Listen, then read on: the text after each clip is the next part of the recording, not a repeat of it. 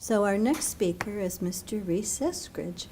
So I'd like to ask Reese to tell me a little bit about your childhood and things that you felt made you different from other people in your family, your neighborhood. Well, going back to the early years, I grew up in Nashua, New Hampshire. I found out that I had pervasive developmental disorder, as my parents did, at a young age, around the age of 3. While we were living in Nashua, I did have a good time. I had gone to a couple of good schools where the teachers were really supportive.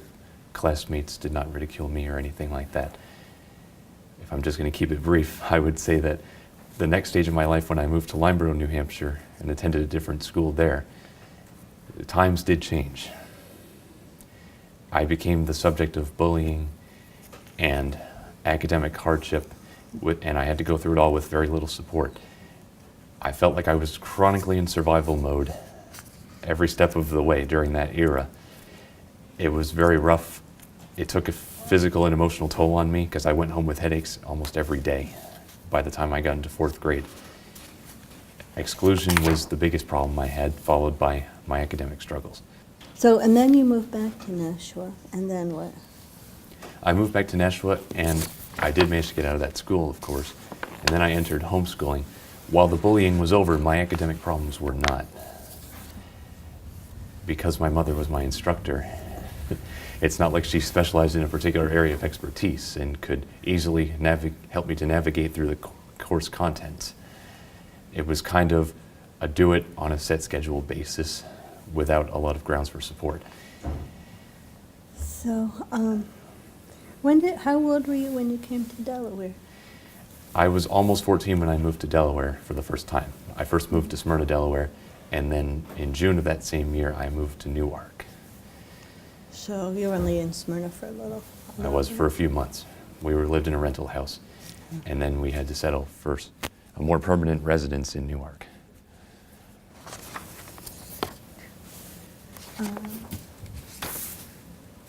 So what did you like to do when you were a kid? I liked pretty much most of what the other kids liked. I liked to watch TV shows like Pokemon and Rugrats and other kids shows that we all liked. That's the perk of being a 90s kid, is you get to enjoy the original stuff, the best kind of animated series on TV.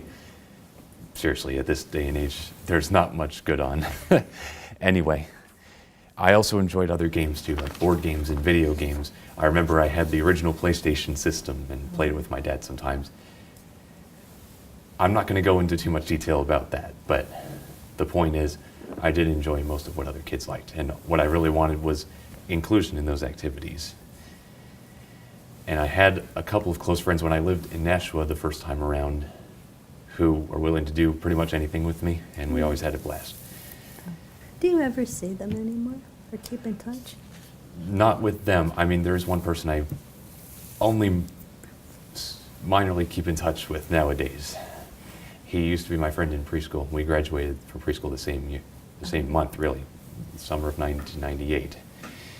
So he may be your friend for life, probably. He is a lifelong friend because there's no way we could become enemies. We have a lot in common, and the nature of our interaction has never gotten old. That's a great thing. That's how you know that you have a dedicated lifelong friend. So at some point, I guess when you were in Newark, you became the prom king? Tell me. I'll tell you a little bit of the backstory about that. In my junior year, I didn't go to junior prom or any prom. In my senior year, that's what the year when I decided, you know what, I think I should go to these events because it's my last chance. I went to homecoming, I went to dances. I also went to prom, of course. And I remember I had one rough situation with a teacher, and I did settle it with him the same day. But during the time when I had the problem, I had a couple of people lined up for prom dates, not just one person, but 2. Then what happened? They both wanted to go? Not exactly. I mean, that was the idea that we shared at first, but one of them found a date and I went with the other. So was that at Newark High School? Not Newark High School. The high school I went to was Pencader Charter High School. And is that still there? It's not there. The charter was revoked in 2013. But going back to my prom day, I did get a suit ahead of time, as well as a flower for my suit and a corsage for my date.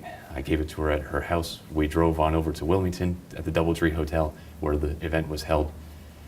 And when we arrived, there were ballots on a table and we had to fill them out before proceeding into the building. Of course, I voted for myself and I voted for one of the girls. Later that night, when we all gathered around the tables for that big announcement for prom, I was wondering, I wonder if I made the grade. I wonder if I became king.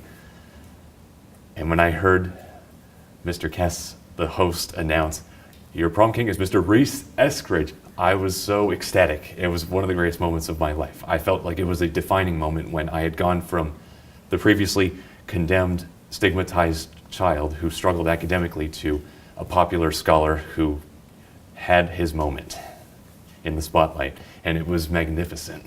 And that was An unforgettable night. That's pretty cool. And then what did you do after that? Well, after that just came what everybody else did, graduation, going to college. And I'll get more into detail about that in just a moment. So, what did you want to be when you grew up? I had little ambition up until recent years. Originally, my plan in high school was to go into biotechnology, but when I got there, I found out that the program was going to shut down at UD before I even had a chance to enroll.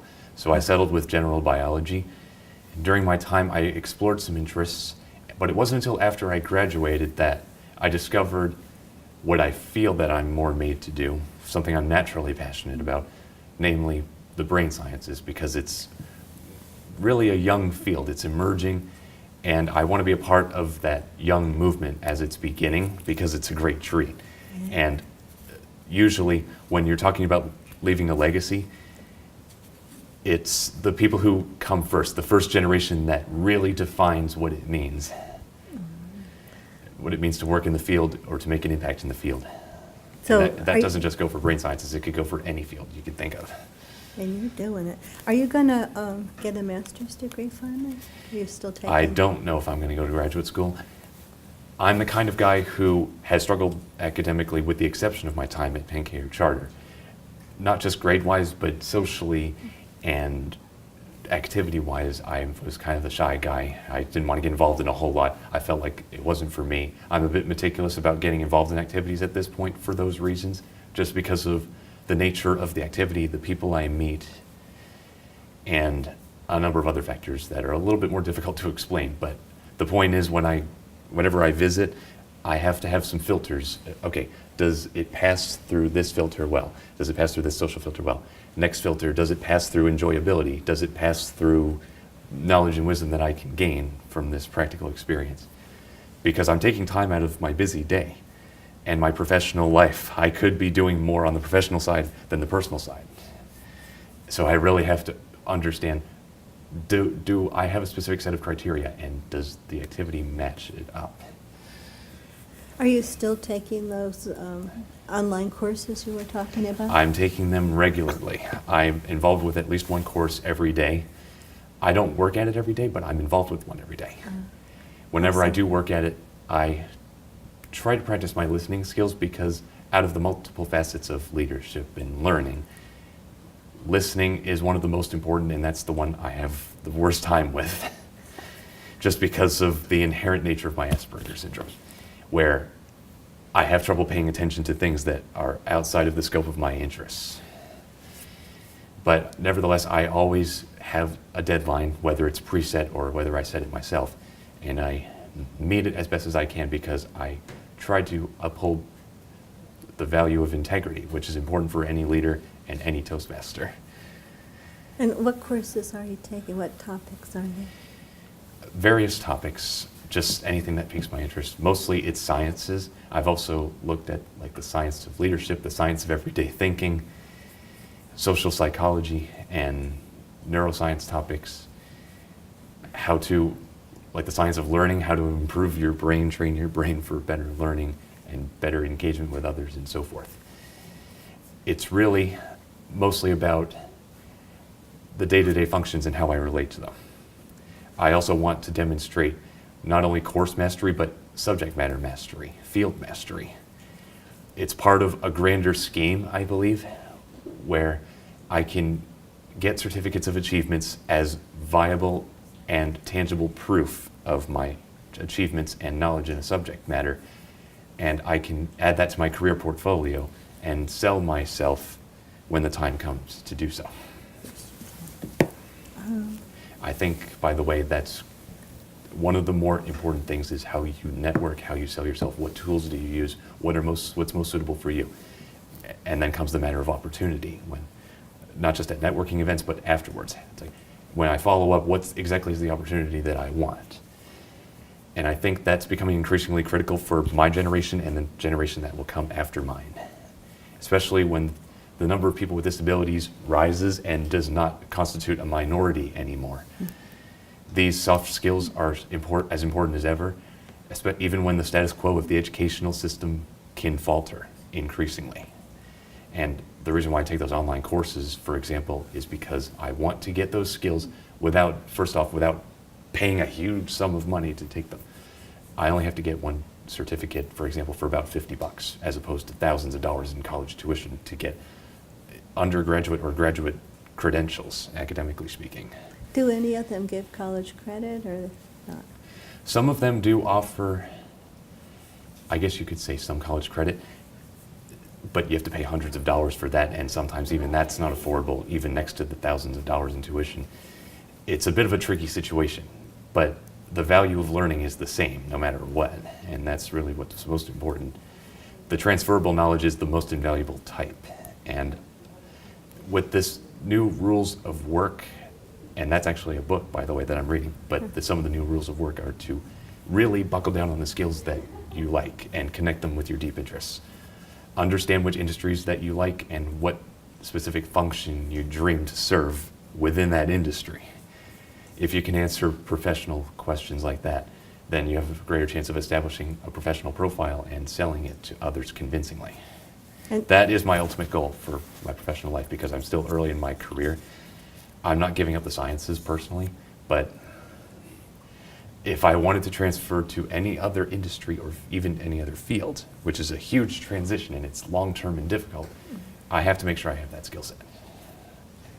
And some good things, some good tools to prove it. The certificates of achievement from online courses being an example of that tool. how do you find these courses? It's not that complicated, really. I've tried to type in a search when I started as like online platforms, and I found like some other platforms like edX and Coursera and Udemy and LinkedIn Learning. I found LinkedIn Learning, for example, by just looking at the top right part of the screen on the main page, and it says LinkedIn Learning. I thought, that looks interesting. So I checked it out, and sure enough, there was a plethora of courses. There were hundreds of courses that a person could take for free. But it's not entirely free if you enroll, because there's a monthly subscription for about $30. It's worth it, though. For edX, and for Coursera and for Udemy, they offer certificates of achievement as well. Udemy offers lifetime access to courses, and that's what I like most about that platform. edX offers really in-depth courses that are basically online equivalents of real college courses. So it's highly structured, highly insightful, and highly useful. And how did you get involved in Toastmasters? First off, I can start by saying that I stepped into a Toastmasters club, named more specifically the Greater Newark Area Club, in October 2015. I did that because of the Toastmasters mission and values. The values are respect, integrity, service, and excellence, or RISE for short. I actually did a presentation on that, but I won't go into detail about that.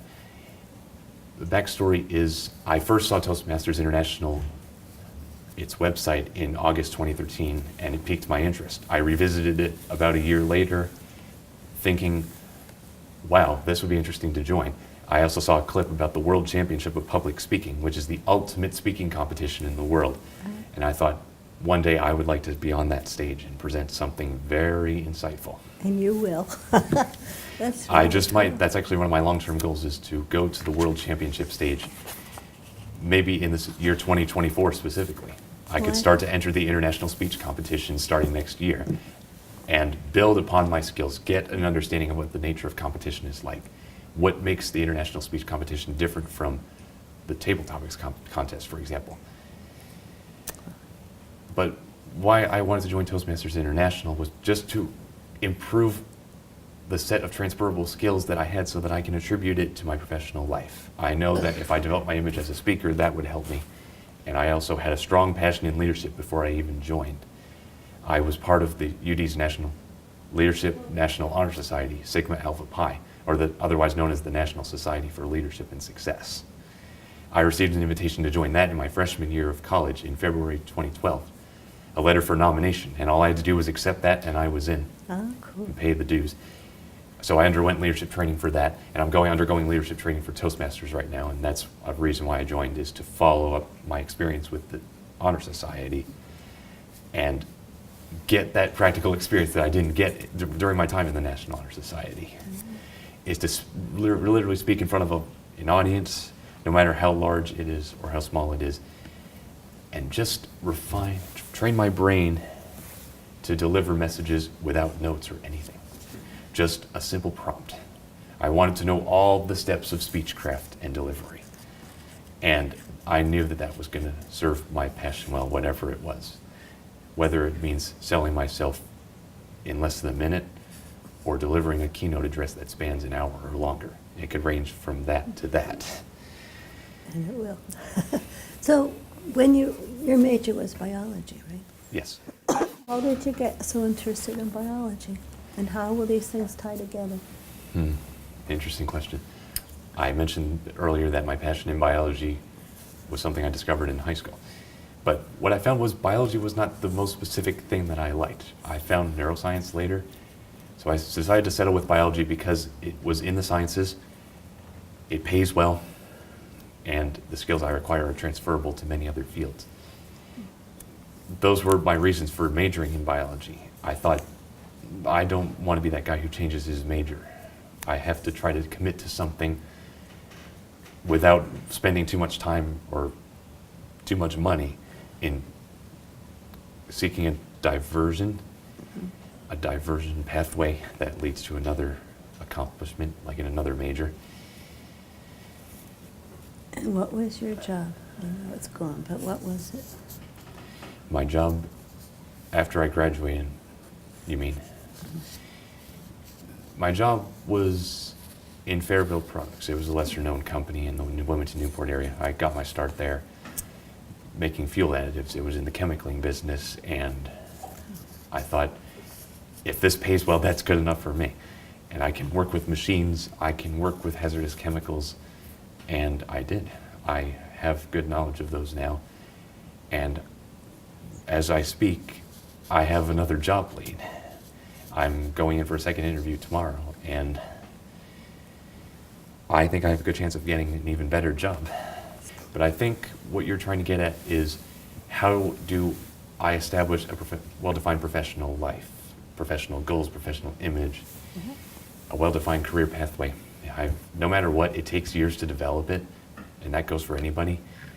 So at this stage of my career, which is the earliest stage, I take things as they come along. I try to make the most of opportunities in any way I can. It's all a learning experience to me. Even if I happen to job jump, I can still retain what I got from those experiences. Yeah. And I know that I'll find what I'm meant to do with my life eventually. I don't know if it'll be up to a decade from now or longer, but I will find it. Yeah, Life is a big adventure. So what are your hobbies? Well, some of my hobbies are taking the online courses. I also have this cool brain training program called BrainFit. I think that's the name of it, where I can test my various cognitive skills like focus and social skills and other things, other factors that are a little bit more difficult to name because I don't have it right in front of me. But the point is, I train my brain a few minutes every day. It contributes to my health and to the strength of my brain so that it can last longer in a stronger state. Another one of my hobbies is playing video games in my spare time. I even like the original video games that came out in the late 90s too.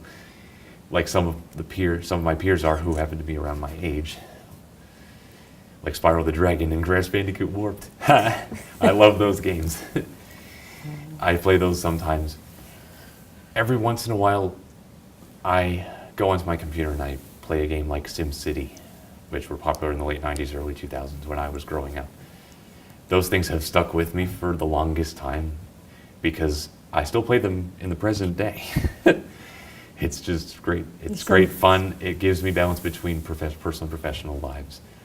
I also like to do other events outside of my house, such as running events. And one example of that is the Insane Inflatable 5K that I went to.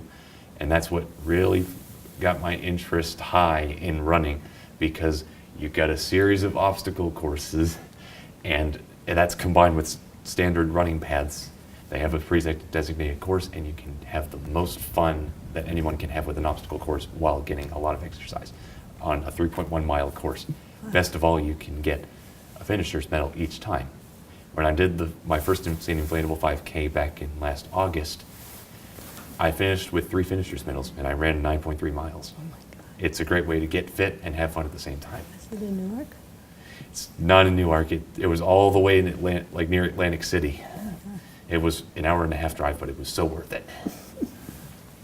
And what's the inflatable part? The inflatable is just huge inflatable obstacle courses where they have like hilly terrains and holes that you can step through, run through, balls that go everywhere, gigantic balls. Oh my God. And like pillars, inflatable pillars that like hang down or stick up, kind of like stalactites in a cave or stalagmites, only a lot softer, and you can crawl through spaces.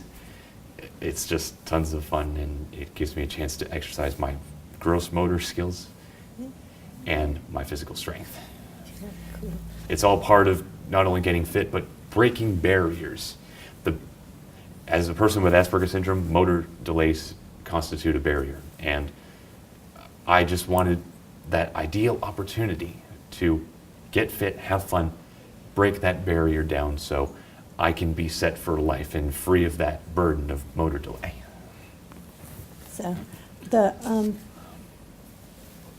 how does Asperger's hold you back? You always seem like the most competent person I know. But Well, competent, confident, yeah, I'm not going to brag too much, but those are traits that I am passionate about and that do define me in my professional life.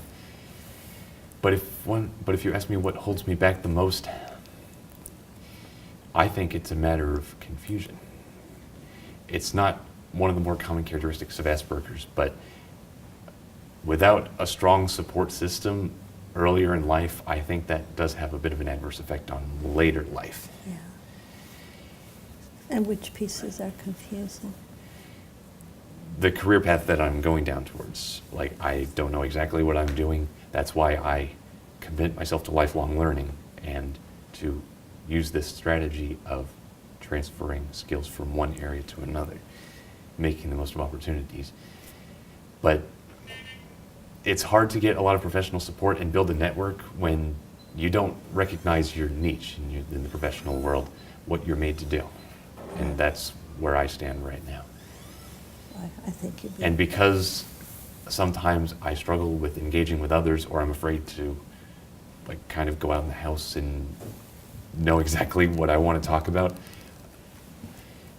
that it could ruin an opportunity that could be ideal for my professional life and ideal for me to move up in my career, take the next step, and ultimately to find a good balance between personal and professional lives and not have so many conflicts about which direction am I going, whether the conflicts are internal or external. So, do you think you worry more than other people? Occasionally, I believe. I do concern myself with maybe some things that I shouldn't, like I should be well established, I should be in this generativity phase at the age of 24, but it's not going to happen.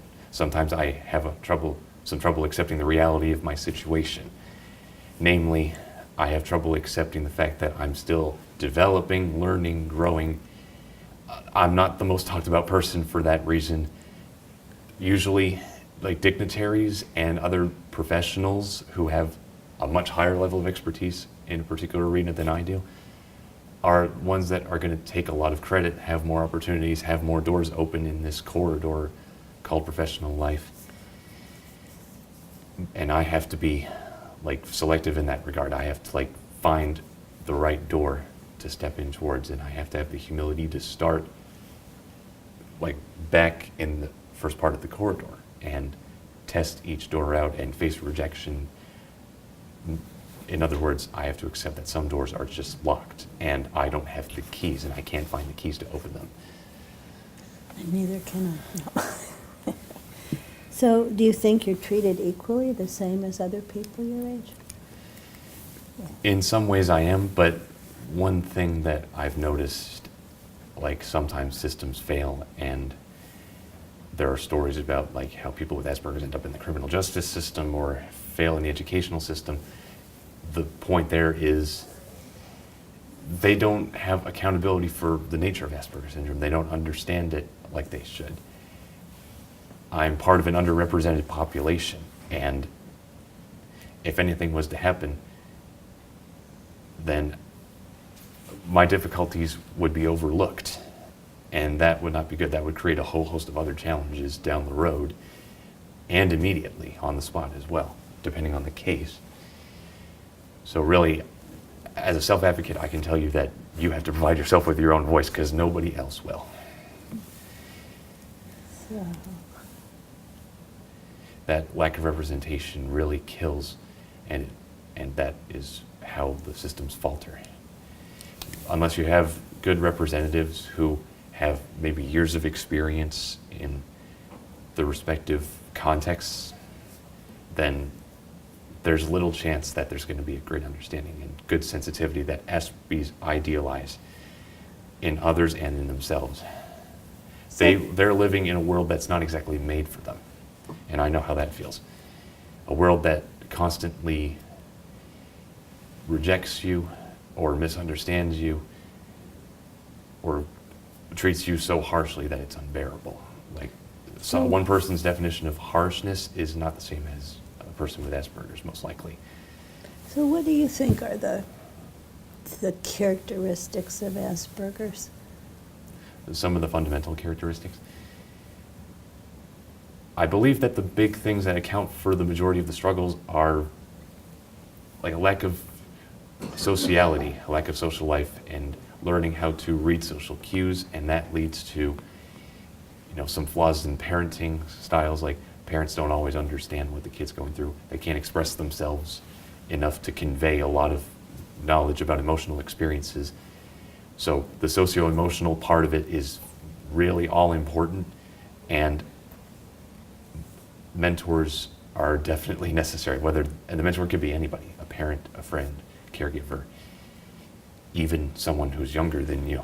You can take anyone from whom you can take valuable lessons and go through valuable experiences with is a mentor. So what are the characteristics of Asperger's? Characteristics. How would you recognize somebody else with Asperger's? Well, some of the outward signs that are most visible, I believe, are limited eye contact, fidgeting, rocketing back and forth. Even I'm doing that right now, and Yeah. some people may not even realize it. Even I'm not always consciously aware of it, but it happens. So some odd physical movements, maybe some odd speech, one-sidedness in conversation, not a whole lot of self-talk, like more like prompted speech, bigger emotional reactions. The worst case in that aspect is meltdowns. Like huge, exaggerated emotional experiences, although it's more dramatic than exaggerated because you just can't help it sometimes.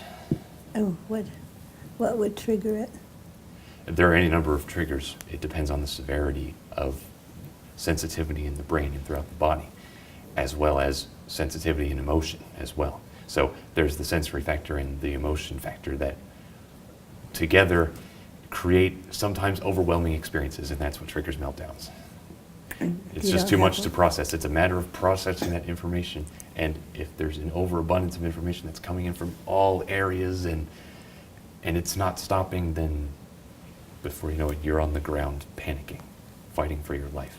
And do you grow out of it as you've gotten older? That's sometimes a misconception. The truth is, some people really learn to overcome sensory and emotional difficulties by any number of ways, whether it's building emotional intelligence by reading something and by practicing, or just having a solid support system even without practice. Whatever the scenario, I think it's important that you know yourself best and you take advantage of what you can control and accept some of the things that you cannot control. And get out of there? It's best to get out of an overwhelming environment until you become calm.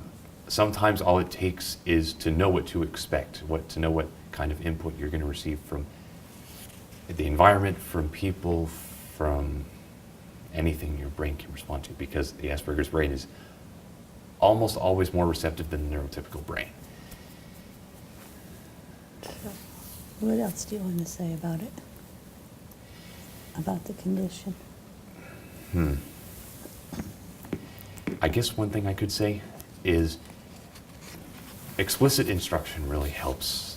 This is especially important for the educational context. It's not a good idea to just assume that someone is taking in the implicit social cues that people take for granted, for example, or some other cues for learning. The Aspies don't think in an abstract way. They have to look at concrete details and analyze those. So really, if you want to serve someone with Asperger's syndrome, you have to work with that processing system somehow. And there are any number of ways. You can get creative with lessons and how you present them so that it will suit that system well. So what would work best if you were a teacher of kids with Asperger's? That's kind of a broad question because each child is different. What would work best with you? But the general approach, I think, would just be to tap into that system. Make sure that you can have various media available, because Aspies can learn best through video modeling or through reading or through expression, self-expression like writing, or through music or something like that. Whatever's most memorable is something that you have to go with if you're a teacher. So you really have to learn to get creative with the curriculum to make sure that the Aspies can encode all of that information and process it enough so that they can work with it independently, ultimately, because that's always the ultimate goal of any educator and any student, is to have that set of independence and applicability to real life circumstances. Do you know about Montessori? Do you think that would be good? Montessori? Yeah, sort of learn by doing. Well, that's really the key, I think, and that could be a key part of educational reform efforts. I don't know if it already is. I'm guessing it is, but it's not commonplace enough to be applicable to all schools. Some schools somewhere is always going to struggle with understanding neurologically different students. And I think the Montessori experience is the single best approach for any student. All the matter is, how exactly do you work out that experience? So you've got the three different learning types of styles as well. The Aspies are predominantly visual learners. We think in pictures. We can immediately recognize a picture faster than we can recognize text on a paper, for example. And the other types of learning, I know the second type is kinesthetic learning, learning by touch. Some Aspies like that too, because of the sensory experience that is associated with it. And there's also the auditory, learn by hearing. But if you take all three of those learning styles together, you get an ideal Montessori experience. All the matter is emphasizing, okay, which one does this particular individual learn best? Does it learn best through verbal instruction? Assuming that listening and paying attention is playing its role very well? Or is getting that initial attention better when you present slides or a video of some kind? When you watch a documentary as opposed to listen to a teacher speak in a classroom? You could take in the same information using any different number of ways. But really, you have to understand the whole big picture of learning to understand, okay, this is the detail that works. And along with that comes the learning objectives. And then you have to just delve into the experience. So if you could have a magic wand and change public education for Asperger's, how would you structure a program? I know you pretty much said it, but expand. Well, for an Asperger's program, first off, if I'm a teacher walking into a classroom, I want to make sure that I understand Asperger's itself as much as possible before I try to attribute it to the teaching context. But it's not enough to just be a teacher. A teacher has to play many roles to serve these kids well. The teacher also has to be a leader, an advocate in IEP meetings, for example. You have to be like a caregiver, really, and just be there when meltdowns occur, when behavioral challenges play their roles. You have to stay on top of everything. That is the bottom line, is to stay on top of the whole experience. What's the best thing to do with a kid with a meltdown? The best thing to do a kid with a meltdown is, first off, determine what triggered the meltdown. And If you can immediately trigger it, then you know what to correct. But if it's not obvious, then try to take the child to a quiet zone. Just stop the activity. Take him to a whole different room, which does not have like bright lights or loud sounds or like rough areas. There could even be like a sensory experience area with some equipment. If you know that the SB is familiar with a particular object, you can bring that to him or her in attempts to calm him or her down. And I think when the meltdown ends, one of the signs is a better chance of eye contact, as well as controlled breathing and just better focus, I guess. It's not too hard to determine when a meltdown starts and stops. All the matter is, do you make it better or worse? That's really where the concern lies in that regard. Is it better to touch the kid or not? It depends on the kid, I think. But sometimes you have to, even when the kid is hypersensitive, sometimes you have to grab them by the arms or even lay them down on the floor and squeeze by sitting on the kid and getting his or her arms or legs and keeping them still and pressurized, because that serves as a calming mechanism for any kind of meltdown you can think of, no matter what the trigger is. And how long do they usually last? The lengths can vary depending on the stimulus and the input. Some meltdowns can last for maybe like less than a minute. Others can go on for an hour or longer. Oh my God. It's unpleasant either way. It's just an intense emotional experience where you just can't help but have an emotional breakdown on the spot. And you just sometimes have to wait it out and let the information flow through the brain, go from one part out to the other. Eventually it will come to an end, and you could even try something like give a child a certain prompt, and if his working memory is working well, then you can take in a new piece of information or recite an old piece. That's how you know that you've got focus back, and you can bring the SB back into the classroom or wherever he's going and resume the experience that you were doing prior to the meltdown. Wow. So, I think we need to get your voice out there, but do you feel like your voice is being heard through the work that you've been doing? I lend my voice for Asperger syndrome on behalf of that cause primarily through aspergers101.com, where I write articles and do podcasts, and I'm later going to expand my scope. I've got a small circle with writing and podcasting, but I'm going to go to a larger circle where I can engage with other stakeholders. And there are all kinds, I don't have time to explain it here, but I think if I learned to set up and take initiatives in my local community, that would be a good start. I could also help communities beyond my local community and start there as well. There are a number of approaches I could take. Mm-hmm. So that's how I leave my legacy as an ASPE, in order to serve the Asperger's community well. I best express myself through my writing. I think through your speaking. Are you able to talk about this stuff through Toastmasters at all? Actually, my very first speech, which was the icebreaker speech from the Competent Communicator Manual that they provide, I talked about myself because that was the objective.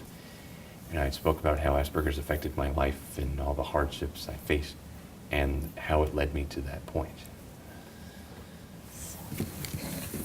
Next.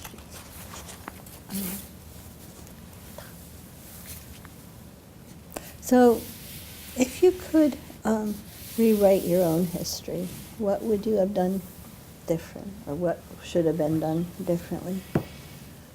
Earlier in my life, I wish I'd never had Asperger's. Yeah. But as culture changes and as society changes, everybody learns to better appreciate neurodiversity for what it is. Because as Temple Grandin said, the world needs all kinds of minds. And it does, because the more types of minds you have in the world, the more common they become. And the more common it is, the less of a minority group it is. And the bigger the majority, the bigger society must accommodate those people rather than the other way around, rather than try to blend into the current nature of society and work with that. And in terms of rewriting my history, I would say one thing. I would say that I never wished I moved to Lineborough. If I stayed in Nashua, I would have had a much better support system, a better climate where I could thrive rather than be stuck in survival mode the whole time. Do you think you'd ever move back there as a grown-up? I don't know if I will. I don't know if I would, because Nashua has changed a lot, and not necessarily for the better since I used to live there back in the late 90s. It's just not the same feel, and most of the people I knew are going to move on with their lives, maybe go elsewhere, so there's no point. Unless I find something that could really make a difference in my professional life. So, if you could tell people one thing about yourself and your experiences, what would you tell them? What do you want history to remember about you? I think the one thing that I would want history to remember most about me is the odds against me do not define me. I have a philosophy that allows me to break through barriers, and that philosophy is determinism. Everything happens for a reason, and I take everything in by choice and make the most of it.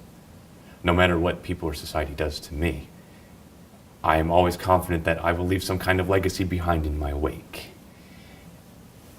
But as long as I am free to lend my voice, I am free to do what I want with my life, make my own decisions, carry out my life the way I want to, that I can be a jack of all trades if I want to. Again, contrary to this popular stereotype that Aspies have restricted interests.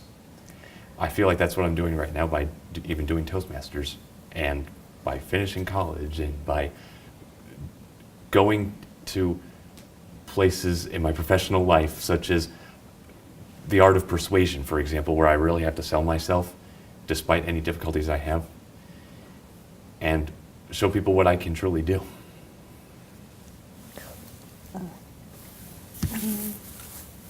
So tell me about the ADA. How has that impacted your life? Because you were born around the time it was invented, right? A few years after it was passed. I was born in 1993, and it was passed in 1990.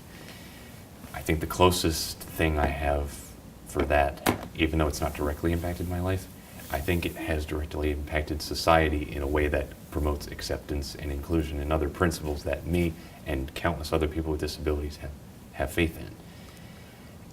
I think the ADA is like a trend-setting act that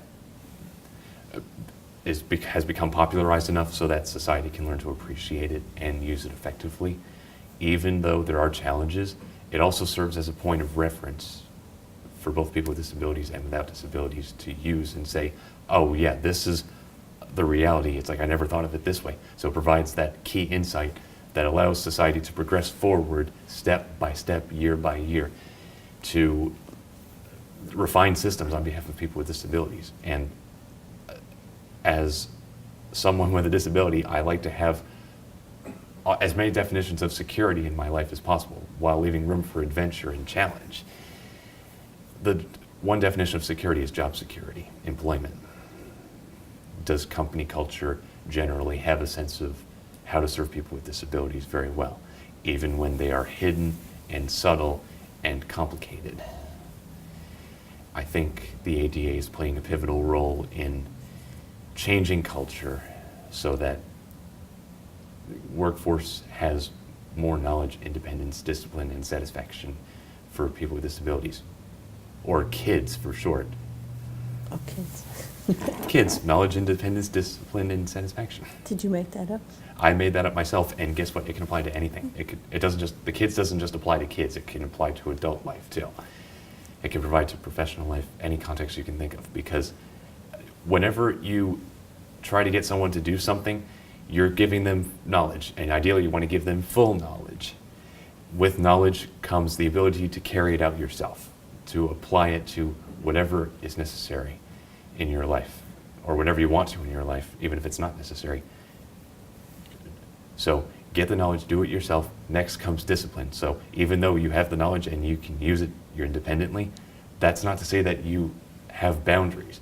So you have to establish certain parameters for how you use that knowledge so that you can use it ethically, professionally, productively, no matter what the purpose is. In the case of people with disabilities, I would say that you have to use knowledge and be able to use it yourself for the purpose of serving them directly, while not ignoring key details. You cannot overlook anything, and you can't be careless about it if in the event you overlook something. So even whether you overlook it intentionally or not, you really have to understand the necessary parameters, like, okay, this kind of vocabulary is not good, or this kind of culture deserves refinement, so that people with disabilities feel more comfortable. They feel like they have a sense of security, justice, peace, freedom, and anything else that a person would want for life. And that is satisfaction. Those things, freedom, justice, and discipline, and many others. Really, when you combine knowledge, discipline, and independence, you get a personal sense of freedom that is the best definition of satisfaction. It's not characterized by hedonistic pleasures such as those that come with addiction, for example. That's not the same as having your life together and serving best interest for both yourself and for others. So at the personal, interpersonal, and impersonal levels, knowledge, independence, discipline, and satisfaction is key. I believe key to the best quality lifestyle you can have, however you define it. So talk about something you said before. The world is one vast solar system of worlds that offer unique insights into harmony. You said that. That's my saying. Okay. Yeah, I think when I said that, what I meant was each world is unique. Some worlds are quite unpleasant, like the giant gas planets are unpleasant. The Earth is a place where life can thrive. Any planet that's close to the sun is just hot. But all the planets are in harmony, and the solar system would not be the same if it wasn't for all of those planets orbiting in harmony. And the fact that each planet is unique presents some unique insights into the solar system. It's made astronomers curious for countless generations, for dozens of generations or even more.